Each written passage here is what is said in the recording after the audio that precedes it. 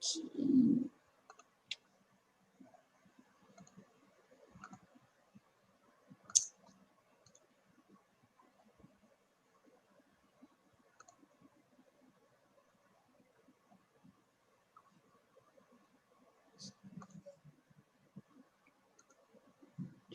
let me.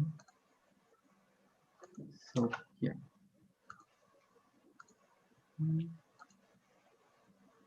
Let me see. I guess we can start. Okay. And now we are live on YouTube. Nice. Yeah. And so to the people that will see us after, my name is Wellington. I am a host here on Aprendi. At this time, every day, you can see me here. And thanks for Deandra to accept the invitation to be here in this chat. We are participating in this week at São Paulo Tech Week. It's the biggest event of technology of Latin America. And this year, it's 100% online because of pandemic. And Aprendi is participating at EdTech. At EdTech, we are talking about this education. And Aprendi started 2016, and since there is for free and will be for free. We have meetings every day, almost 21 meetings in English, some meetings in Spanish, in French, in German, and Italian too. And plus, we have marketing classes, meditation, yoga, and soon we will have art classes and photography too. Wow. Yes. It's a lot. A lot. We are here to connect people and spread knowledge, no matter what is the knowledge. And so to that are watching, if you want to join us and teach something, share your knowledge, no matter what you think that is, if it's pointless or not, we are here to learn and share knowledge. So Giandra, could you present yourself too? Yeah, of course. So as Wellington said, my name is Giandra. So hello, everybody who's watching and who's gonna watch after. So first of all, I'd like to thank you for inviting me. So I'm really happy to have the opportunity to share my experience over this year. And before introducing myself, I'd like to congratulate you and your team for the initiative. You know, like it's a really nice initiative. You know, you connect knowledge in a very democratic way. So I'm really impressed, you know, like by the extent of, you know, the amount of things that you managed to put together, like languages and other activities. So it's really nice. So congratulations. So I'm a teacher. I'm an English teacher. So I've been a teacher for 10 years, so a decade. And I have a major. I majored in education and actually in language and education. And I got a master's degree in literature, and I'm about to get my PhD, like 2 months away to hopefully get my PhD in literature. And I have plans to do other courses in education because that's my life. So I've worked in different scenarios. So I have experience with regular school, language schools, university extension courses, and I've also been a temporary professor for the undergraduate course in UFBA. So I've been teaching in different areas, you know, public and private.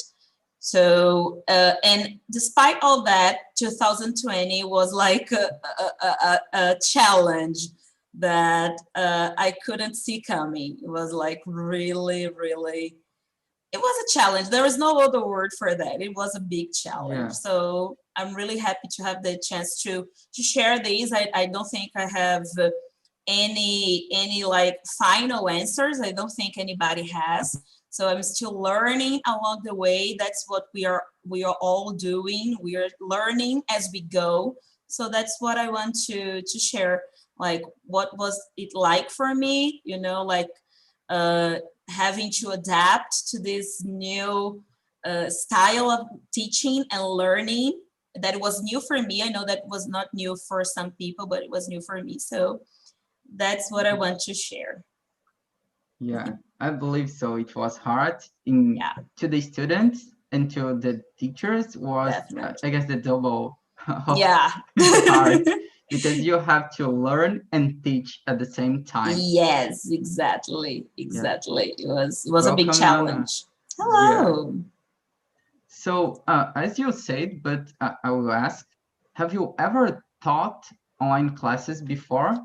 No, no. The first time that I had to teach online classes was this year. So before that, I had like a lot of experience with teaching, but not with online teaching at all. It was like one week we were in the school, like doing what we've been doing for so long, Yeah. and then we learned that we're not coming back, we're not going back the next day, and then the next day became 15 days, and then 1 month, and then here we are.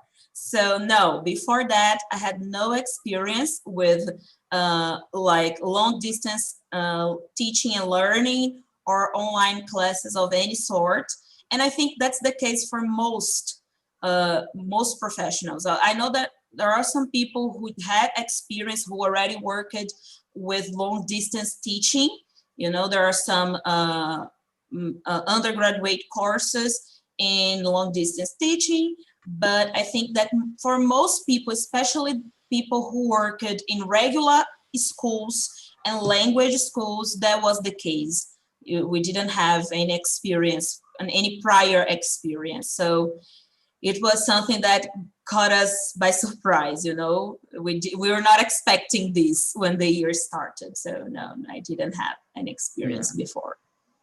I believe so. But during your graduation or your work training, did you have any kind of preparation, similar preparation to deal with this kind of scenario?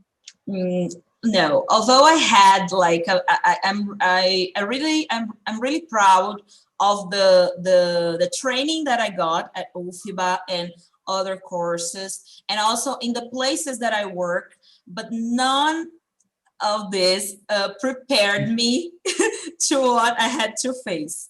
And I think that's something to expect, because nobody could foresee that.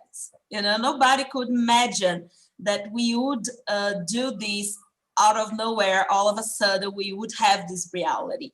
So it was something. Long distance teaching was something that was already it already existed, but Yeah, like it was something that you would have to specialize on later on. It was not part of the basic teaching training. So no, although I learned a lot, I had great professors and I had great coordinators that guided me in all the places that I worked. I have to say that prior to this moment I had no training. If anything, we had like the only thing that I think that I it contributed a lot to surviving the beginning yeah, of this was the ability to be flexible. you know because something that all my coordinators and professors in UFBA and all my other jobs in which I had training, something that they emphasized was a teacher needs to be flexible, because we plan, but plans don't actually not necessarily happen. They don't necessarily develop the way we expect. So this is something that I always took with me when I was planning my presential classes, and that was something that helped me lots of times when things didn't go as well as I had planned. And this flexibility was something that I definitely needed during the beginning of this process, and I still need it. But no, I didn't have any part of my training that was like, okay, you have to prepare to, you have to prepare to teach online classes to regular schools or language class. No training was all this year. This year was like a year full of learning, Yeah, definitely. yeah. I guess like me, Ana Beatriz also discovered TNT during the pandemia. We do not ever thought in getting in a place like this, you know. So I guess Mhm. everybody discovered new things, new abilities, uh, Yes. uh, a lot of new skills that we have never imagined that we had, you know. Yes, definitely. I think that this was the biggest. If there is something good, I know that it's if there is something good to take out of this, and I'm not saying that, I'm not taking it lightly. Everything that is been happening, that is been going on, but in terms professionally speaking, if there is something that we can take out of this, is that we needed to adapt, and we needed to do, we were forced to do things that we probably wouldn't do anytime soon if we didn't have, like we had to, we were forced. It was not pleasant. Okay, it was not fun in the beginning, Yeah, not at all, but it was like something that definitely, I think, made me a better teacher, made me question lots of things. So professionally speaking, it was a good challenge. yeah. Now you are prepared to everything that happened in your life, I believe. Yeah, yes, I think that after that, I can face everything, Yeah. anything that comes my way. And thinking on this, that you have never teached online, did you have like ever learned how to manage any app, any platform, and how was to choose one easy to learn, you know, and easy to teach because you had to teach to Yes. other Mhm. teachers. Yes. Coincidentally, currently I work in 4 different places. So I work for a regular school, for a language school, for a university extension program that is a SUFIBA, and I work with a project that is like an online group of teachers that it's called Quarentena Poliglota, and they teach like different languages. It's like a group of teachers that teach online different languages. So pretty much I have 4 jobs in the Yeah. moment. And coincidentally, in all those places, I use Zoom. And in some of them, I had a saying, and in others, I didn't. So in the regular school and the language school, there were some discussions, like some meetings with the teachers, and something that was really important for choosing Zoom in these places was, first of all, the tools that Zoom have, for, sharing your screen and editing and highlighting and, circling and underlining. They have lots of visual elements that for a teacher is really good. So for example, if you are projecting something, you're sharing your screen, you can highlight, you can, zoom in, zoom out. And especially for me, I am the kind of teacher that writes on the board and highlights and use different colors. So having these tools, you can give control of your screen to your students. So we could play different games and do more interact activities. So there are some tools that are really interesting in Zoom, and one of them, of course, Zoom, besides that, Zoom is user friendly. It's not Yeah. very difficult to teach the students how to use. In all the classes that I in all the first classes that I had to teach, we always had like a session to help the students, you know, like give some guidance. Okay, you're going to how you use, how you you know, like basic things, how you turn on your camera, your microphone, how you use the chat, you know, like these basic things. So it's a very user-friendly platform. I know that some people had problems with like downloading the app because depending if you use your cell phone can be a little heavy, you know. So it depends. It depends, but it's in the platform itself is very user friendly. That's it, and that's not only my feedback. That's also the feedback of there's also the feedback of other people, my students. I'm always asking them what they think, and they said that they think it's user friendly. That's the popular opinion. I cannot talk, you know, for everybody, but Yeah. that's the feedback that I received. And something that was really important for choosing Zoom, and that was something that in ASUFIBA, that it's the University Extension course that I work, Yeah. I talked, that was my first job. So I've basically been working there in it, you know, on and off for 10 years. It was my first job. So pretty much 10 years. I've been working there since I first started.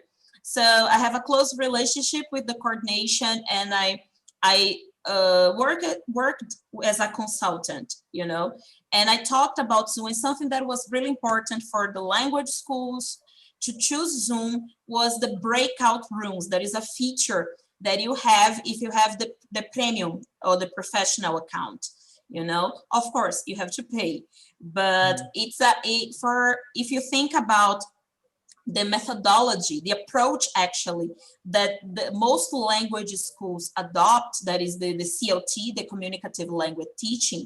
Now, it's really important to provide students with moments in which they can interact with each other without the teacher. You know, like the teacher is there to be a facilitator. He's there to guide, but he's not the one with all the answers, and he doesn't have to be, and he can't actually be the center all the time. So it's really important in the CLT and in other approaches and methods too. But in CLT, I'm talking about CLT because that's the what is used in most language schools. Okay, is including the ones I work on. So providing students with moments of interaction, you know, student and not only student teacher teacher student, is fundamental. So the breakout rooms, they simulate to the best way, and Yeah. they function really well. They simulate what we would have in the presential class, like, okay guys, get in pairs, get in trios, Yeah. so and talk and discuss, and then you can go, you know, and move around, you know, Yeah. virtually, and check their work. So this is something that Zoom provides. That's really, for me, that's what makes the biggest difference in relation to other platforms. I really like Skype. I really like Google Meets. I've never used Teams, Mm. but it's not very, at least here in Bahia, it's not very common to, there are not many schools using Teams. It's pretty much Google Meets or Zoom. Yeah. But I think Zoom is the most complete one, you know, based on my experience, of course. You know, I think that's the one that it provides the best resources for us to do our work, you know, and create these kinds of interactions and create projects, give students time to work, you know, on their own. And this is fundamental, especially in this kind of environment. We need to be able to give students autonomy so that they can be more and more responsible for their own learning. And we can't do that if we are on the center Yeah. all the time. I saw someone asking the chat about Yeah. how I manage To have four jobs, to, it's a lot of and yes, and plus I'm finishing my thesis. payty. Yeah. Yes, I'm finished my PhD. So I don't know how I do that. I don't know, but I do. I'm surviving. So It's teaching skills. only teachers had Yes. these skills, I Yeah. believe, to manage a lot of Secret jobs. powers, Yeah, superpowers that teachers have. yeah. And I believe you were saying about breakout rooms. We use Hmm. here too because sometimes we have meetings with like uh, at the media the during the pandemic we had a Hmm. meeting like it was my first one. We had 8 people here. Uh-huh. Like it was a lot of people. So if we didn't had like breakout room feature, we could not deal with this, Hmm. separate people in Yeah. small rooms till they talk uh, in English. And I guess work better than in the classes that you put people in group, but in the same space, and you can Yeah. hear each other. At Zoom, Yeah. you cannot. So Yeah. you'll be completely in a small group with Yes. no interference, Yes. outside That's interference. yes. I'm a huge fan of breakout rooms when I like because as a teacher, I've always been the kind of teacher who likes group work and pair work. I like to give autonomy to the students. So I try to make the classes as interactive as possible. So when one of the first things I remember thinking, because my first contact was with Google Meets, and I was like, okay, it's going to be like this all the time, like everybody in the same space all the time. And I was like, like the Yeah, anxiety of the beginning. I was like, how are we gonna do this? And of course, there are teachers that are managing in Google Meets, but I think that Zoom makes our lives so much easier with this.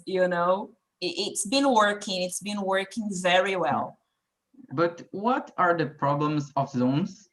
Does exist any problem in the like you cannot managing doing something that you used to do at No, presentially?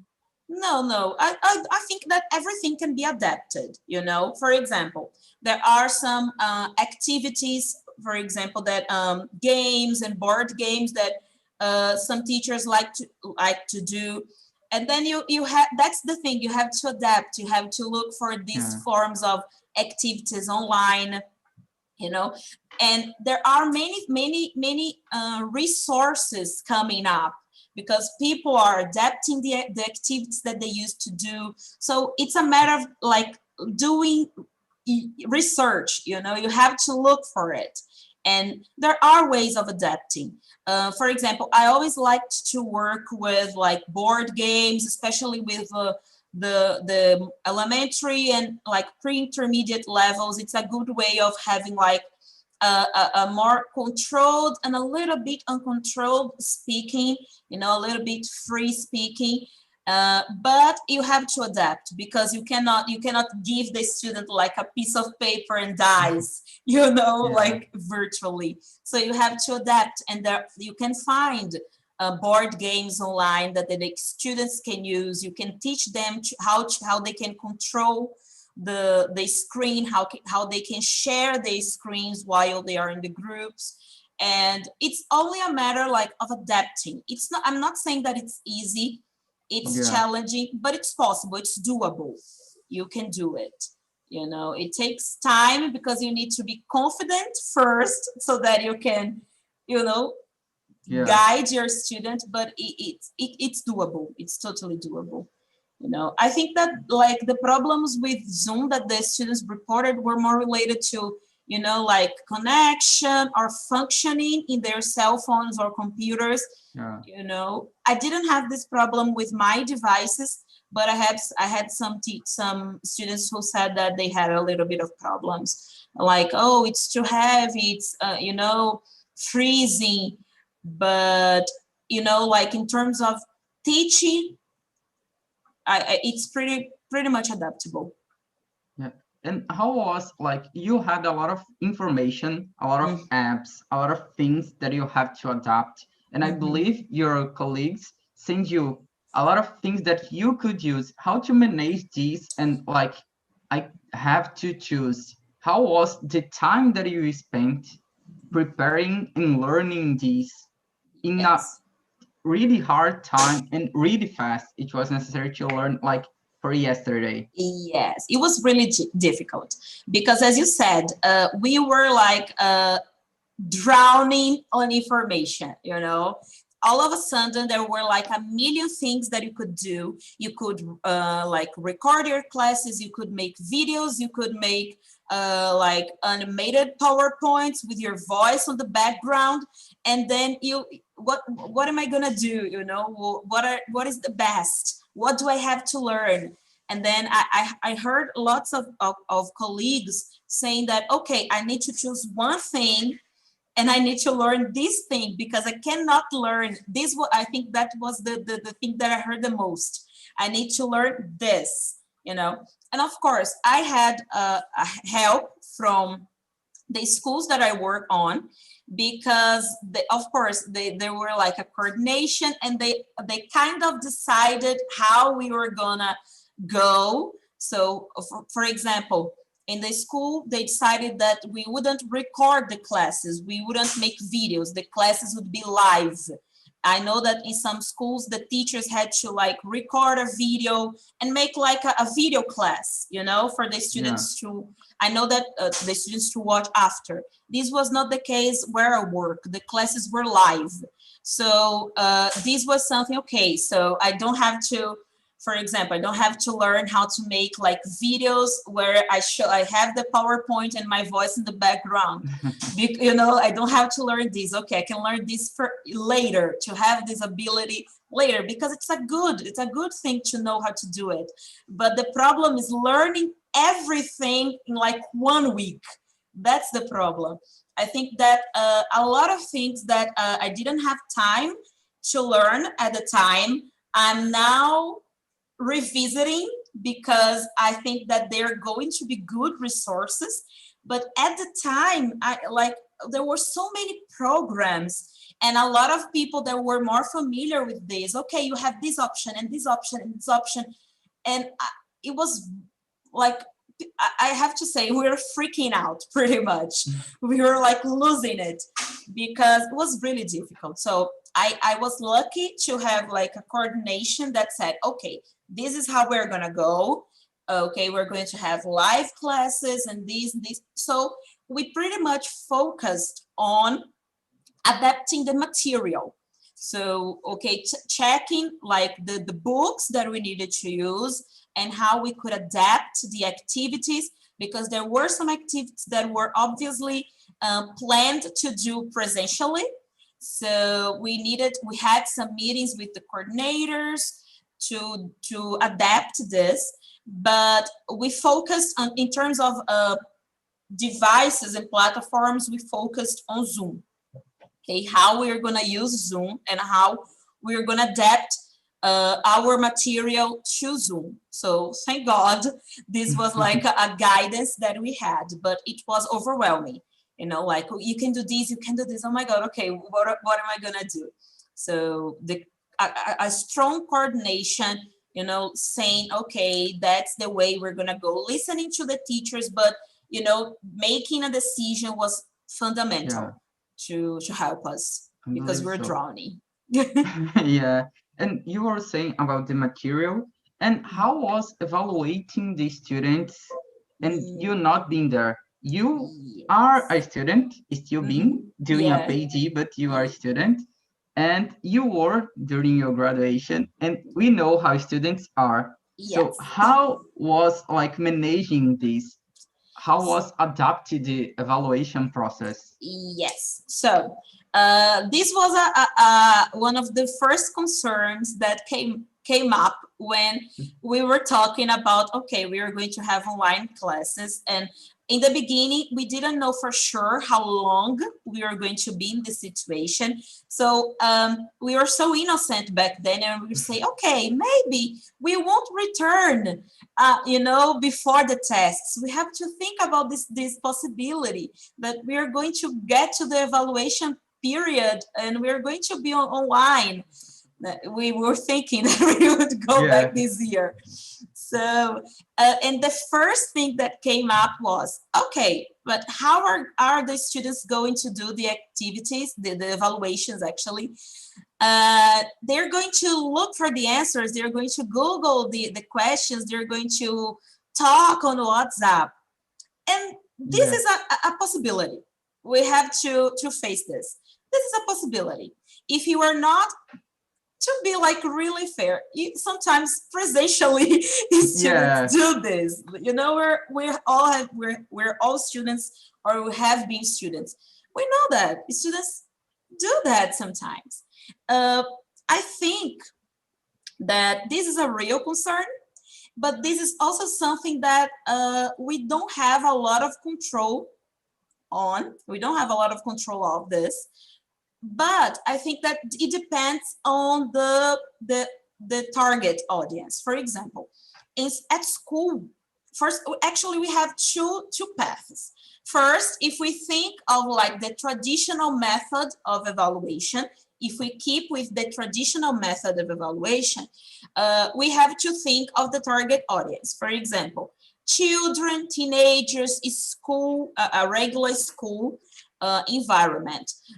Something that was really important during the process this year was to have the partnership of the parents, because it's we can talk to the children, we can talk to the teenagers, but we also need like the parents to, and I know this is not the case for everybody, not all the parents Yeah. were at home during the classes, but we the coordination and the teachers, we talked to the parents, you know, trying to share with them, you know, like, okay, you have to talk also to your kids and to make them understand that they are responsible also for their learning, because if they look for the answers, they are deceiving Yeah. themselves. So it's something that needs to be shared.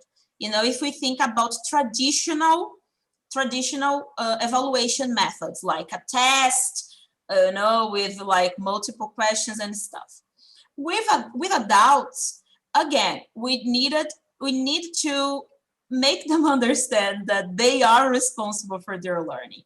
So Yeah. in the schools, the language schools and the courses that I taught, we adapted the evaluations. There was not like much thinking of new ways of evaluating. It was pretty much adapting the evaluation methods that we have for presential classes. So that's what I said, that we have two paths, two lanes to discuss.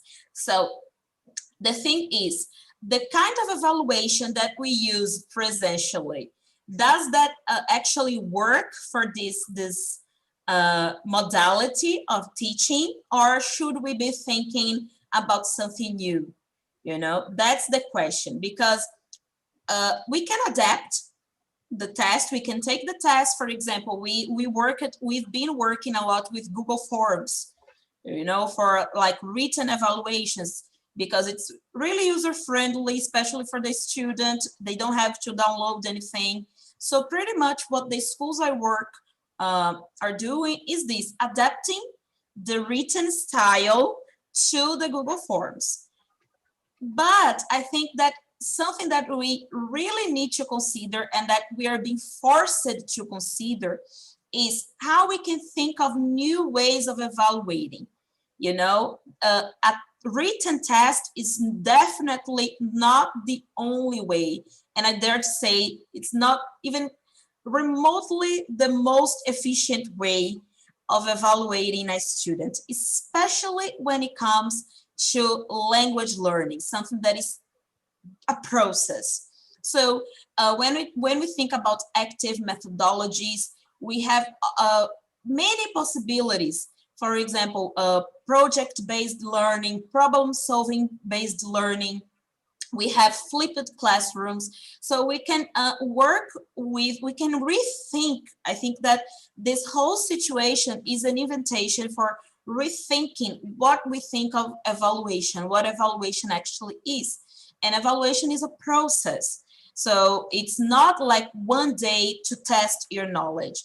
And you can, if you work, if we rethink and find new ways of working with the evaluation, maybe we wouldn't have to worry so much with, oh my God, the students are, cheating on the test. They're getting the answers online. Because if we ask them to develop something,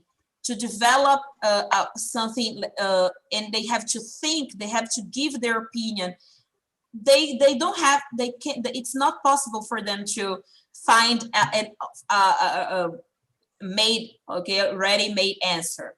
They have to produce. So I think that this year, of course, caught everybody by surprise. Nobody was expecting. So I think that uh, the natural tendency is to try to adapt what we have to the online method. Okay, so okay, let's adapt the tests, let's adapt everything.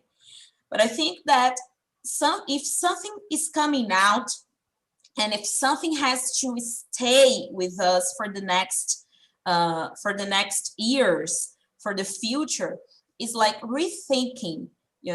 Let's try to find alternative ways of evaluating these students. Like the traditional written test is not the only possibility. We can make these students more like independent, responsible for their learning. They have to be aware that if they don't develop, if they're not ready to go to the next level, and they go by searching the answers on the internet, they are the ones who are going to get hurt in the process. So I think that we need to rethink a lot of things, like the position of the teacher in the Yeah. classroom and the position of the student in the classroom. I think that these whole situations is forcing us to think about that.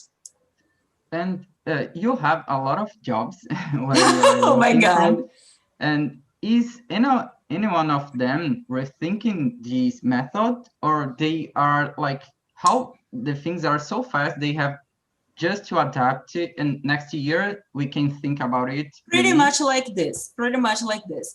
I think that like now the school is like, okay, let's talk about what we did, okay, this year. And like I think that it for the school is a little bit easier, because in the school you already have like this culture of projects and this kind of thing. But for language schools, we have a pretty standard procedure. For language schools, you have like oral tests and written tests, and this is pretty much standard for all the, and I've worked in some language schools, like, and it's pretty much standard. So you have written tests, written grades, oral grades.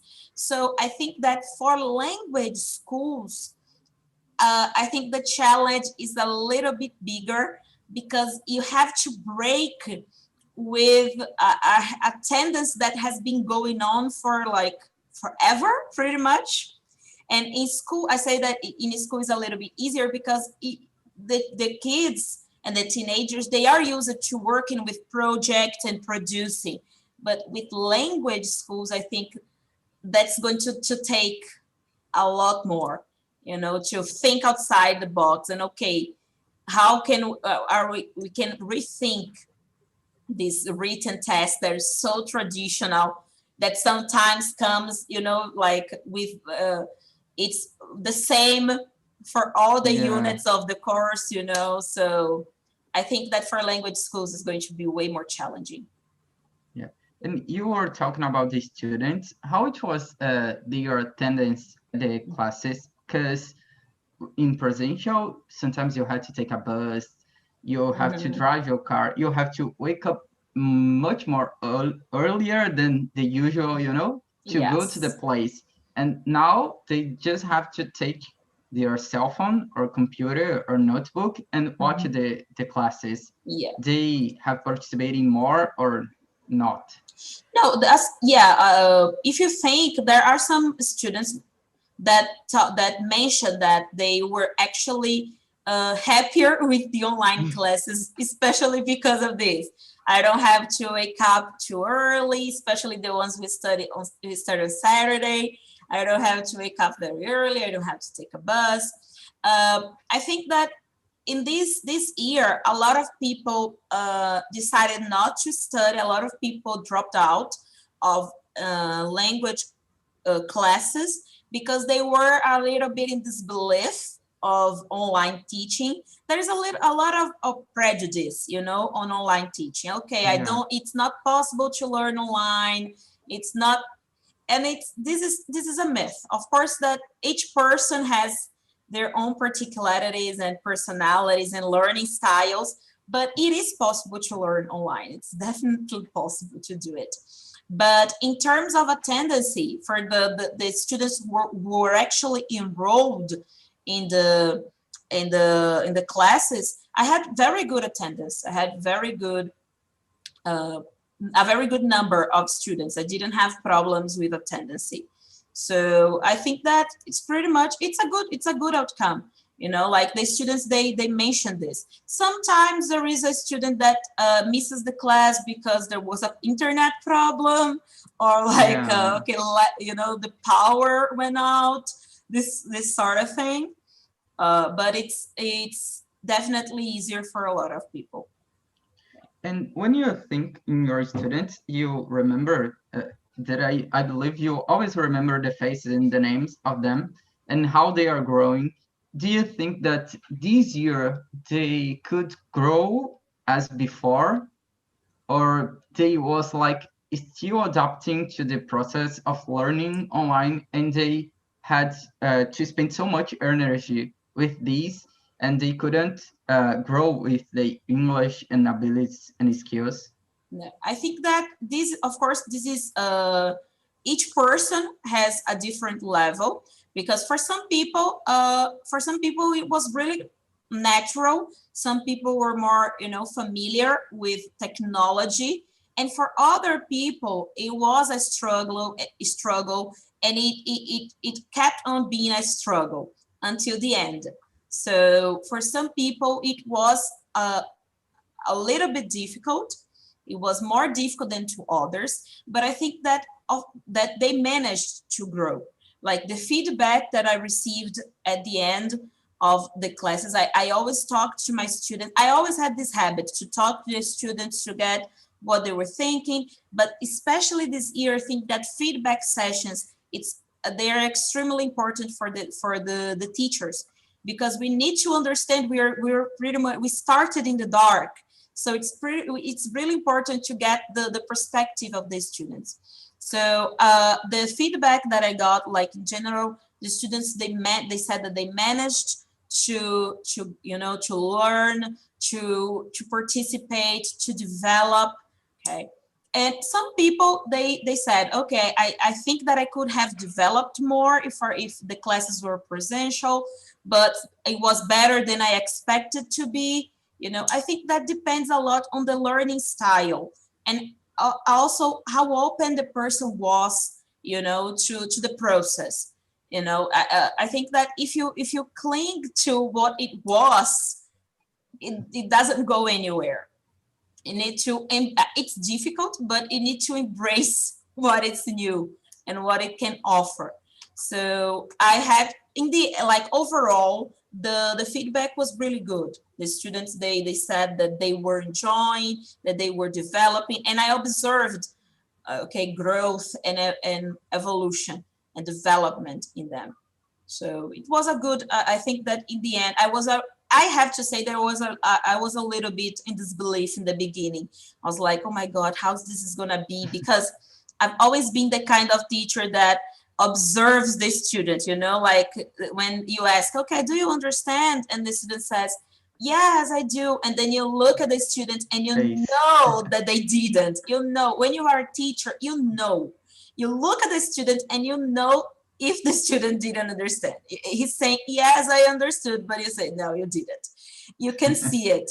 So like not being able to, like see that and be in the same room and feeling this, I think that I was in the beginning, I was a little bit skeptical, but in the end, I had to admit, I have to change my opinion. It was after actually the first months I was like, okay, it's interesting. It's a way to do. There's a way to do that.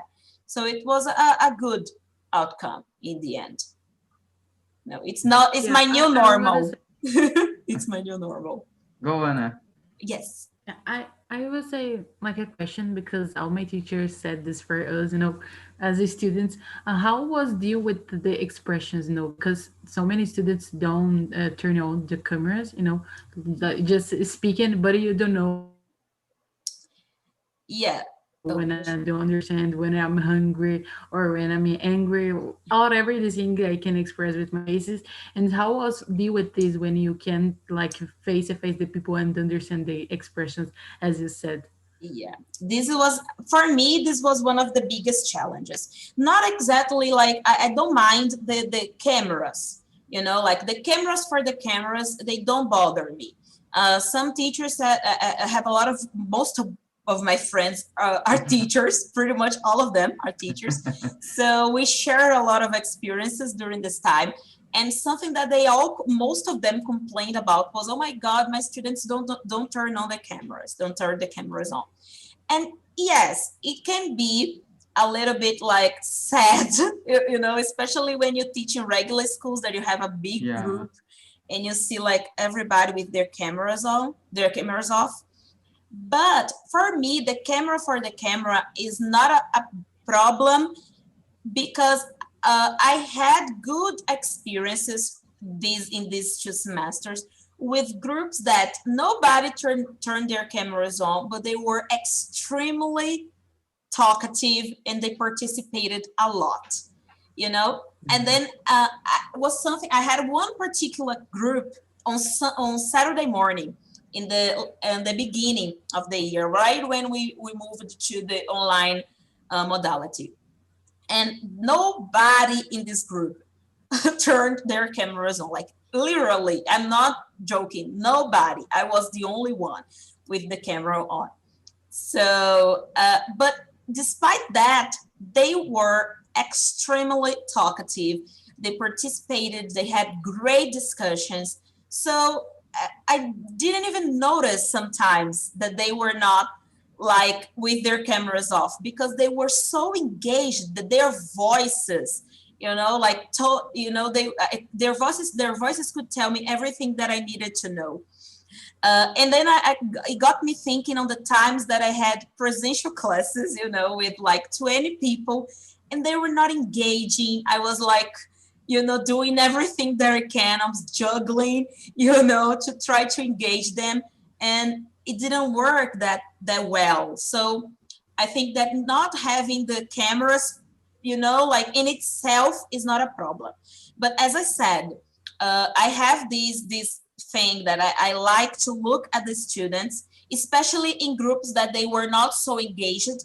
So I missed that, you know, looking at the student and telling, okay, do you really understand? Are you sure?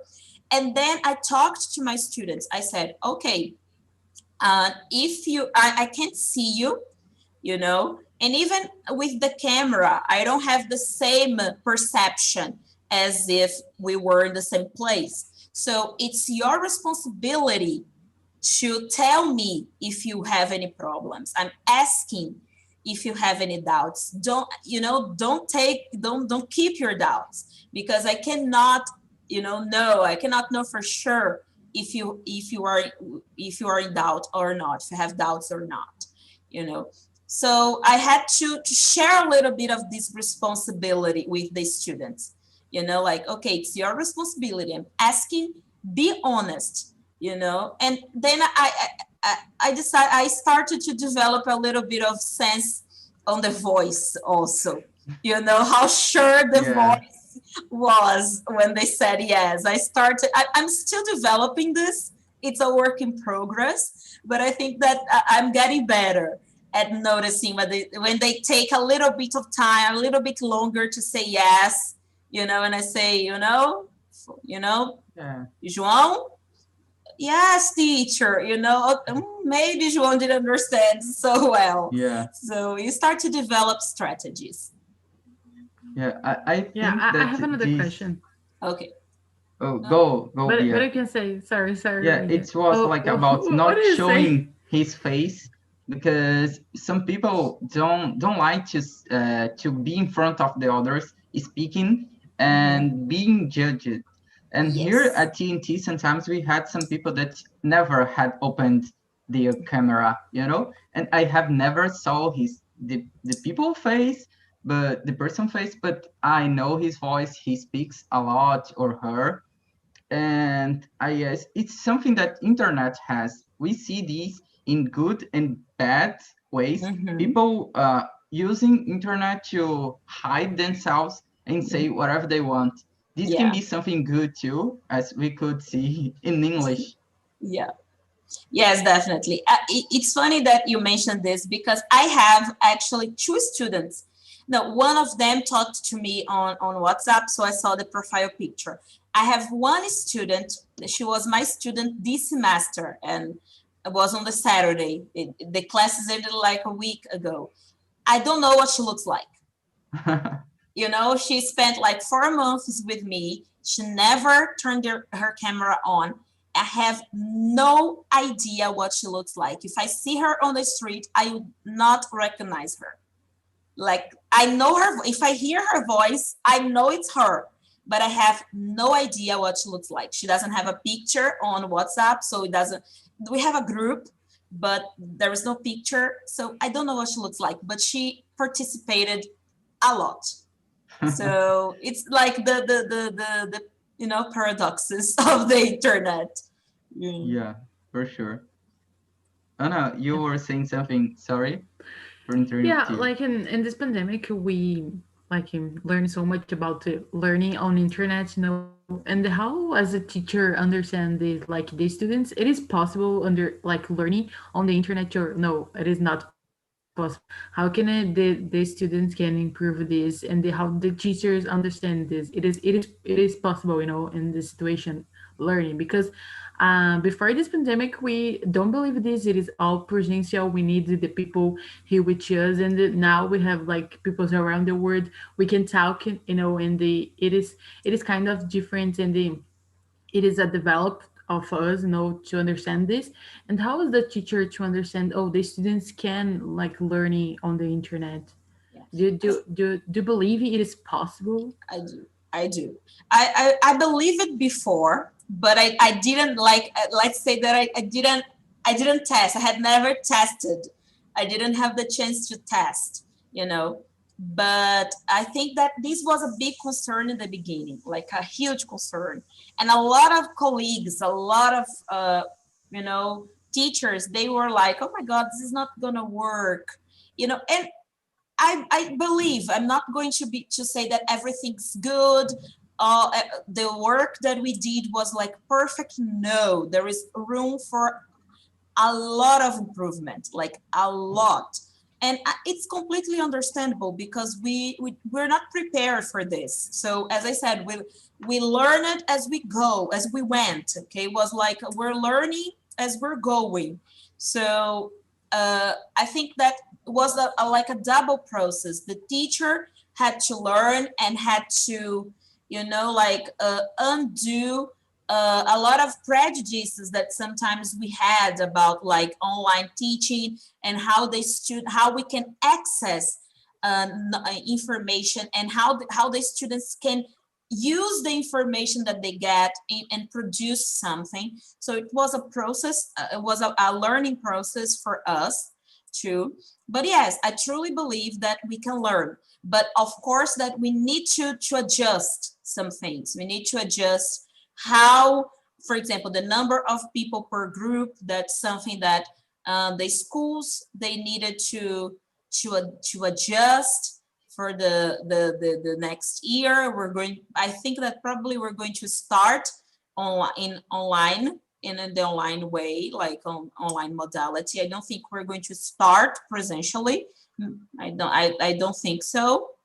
So there is room for a lot of improvement. So the number of people in the classroom, the evaluation system, that's for sure, and also like the engagement, how you engage with your students, in order to make it less cold and distant, like I don't know how to explain better than this, like how you can connect with someone, like the way you talk, the way you pay attention to everyone and make everyone feel included. Even it's so easy to get lost and only pay attention to people who have their cameras on, so it's a lot of it's a huge learning process to the teacher as well. But I truly believe, and I have some students who were really skeptical at the beginning. They were like, no, I don't want to have classes in this modality. And in the end, they were like, oh, it worked. It was good, So I think that it's still a process for all of us, for students and teachers. Gendra, we are running out of time. We have Oh, only more 4 minutes. The conversation is so good, but I would like to you to resume. What do you think about 2020, and what do you expect to 2021 in education? What do you believe that will change at the university? Also, like you say that the thing that you have learned that helped you a lot was being flexible. But plus this, what do you think that university could improve in their students that will teach? Yes. So I think that in summary, 2020 was like a challenge, and it was a year that exposed how let's say old-fashioned we are in some aspects, okay, and how old-fashioned the educational system is in lots of aspects, how we still think classes, teaching, evaluation in the same way that people thought about it like in the 19th century, like in the same way, like the same kind of evaluation, the same teaching and evaluation system, the same positions of teacher and student. So the teacher is the responsible for the knowledge, and the students there just to listen and absorb. So I think that more than ever, this situation that we're facing exposed that. And also it was, as I said, we were forced to do things that probably we would never do, or if we did, it would take like lots of times, a lot of time. So it was not nice, it was not pleasant, but it was extremely necessary. And I think that we are going to take this for the next years. I don't think there is no going back, and hybrid teaching is there. So I think that the mix and the engagement between like the technological teaching, the use of technology in the classroom is going to be attached to the presential classes. I think that this is going to become a demand, and I think that the university needs to, catch up with what's going on. There are a lot of things that the university needs to catch up with: bilingual education, bilingual legislation, and technological teaching. Definitely, I think that's something that they have to include, at least in the discussions, for the teachers to be, for the people who are becoming teachers. Definitely, for sure. Yeah, I would like to thank you so much to have Oh. me here with me today. And at this time, and I completely agree with you. I believe Anna too. We have here an opportunity at TNT to learn in a different way. We have never thought about to learn committing mistakes and not having a teacher around, being Yeah. here and people say it's not a class, you have the questions, just do what what you know, do the way what you know, and this will be enough, and you will learn and you will grow. At least you will get confidence, even though Yes. you are committing mistakes. Like you said, the children don't have this in mind. They don't Mhm. bother in committing mistakes. And Mhm. we, when we grow, we had this. And I guess internet make this better. We are Yes, definitely. breaking this in our minds, and we're still having to do this in presential times when it come back. Yes, definitely. No, it's my pleasure. I really appreciate the for you inviting me and sharing this experience. There are a lot of things that came up, to me, and I'm going to think about them. As I was speaking, I was actually thinking about other things. So some of your questions actually got me thinking about other things. So as I said, it's a process. So we're still learning. Nobody Yes, has the final say in this. So I'm just glad to share and learn from everybody who has yeah, experience to share. exactly. So Oh, I thank you, will Anna. say something, just at Mhm. least invite everybody that are watching us or will watching us to join us at TNT next year, because we still having just one day tomorrow. We will have more participation at São Mhm. Paulo Tech Week. And I would like to invite you too. We have happy hour in Oh, English. that's We And nice. the had like, last, but yeah, it will, this be last in one will be in Portuguese. Portuguese, but Uh, we used to have happy hour in English, and we had our record that 24 hours speaking in English wow. from Friday to Saturday. Uh, Wow.